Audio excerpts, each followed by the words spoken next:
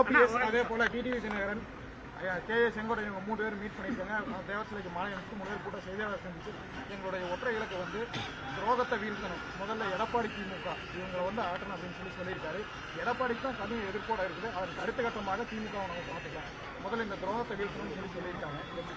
ஒவ்வொரு கட்சிகளும் ஒவ்வொரு சூழல்ல இருக்காங்க. இது இன்னொரு கட்சியினுடைய உள்கட்சி விவகாரம். அது சம்பந்தமா கருத்து சொல்றது சரியாக இருக்காது. எங்களை பொறுத்த வரைக்கும், திராவிட முன்னேற்ற கழகத்தை பொறுத்த வரைக்கும், தலைவர் சட்டமன்ற தேர்தலை எதிர்கொள்வதற்கு இயக்கத்தை வலுப்படுத்தி கழக நிர்வாகிகளை தயார்படுத்தி வருகின்றார்கள். அந்த வகையில் கோவை மாவட்டம் சட்டமன்ற தேர்தலை 10 தொகுதியிலும் எதிர்கொள்வதற்கு தயாராக இருக்கின்றன. அதற்கான பணிகளை நாங்கள் முன்னெடுத்திருக்கிறோம்.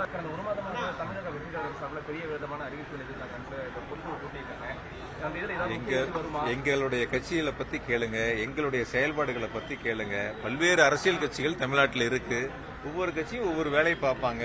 மற்ற அரசியல் கட்சியினுடைய வேலைகள் என்ன என்பது பார்ப்பது எங்க வேலை அல்ல. எங்களுடைய செயல்பாடு அனைத்து வாக்குச்சாவடிகளிலும் அதிகமான வாக்குகளை பெற வேண்டும். நாட்டு மக்களுக்கு முதலமைச்சர் வழங்குகின்ற திட்டங்களை கொண்டு சென்று சேர்க்க வேண்டும்.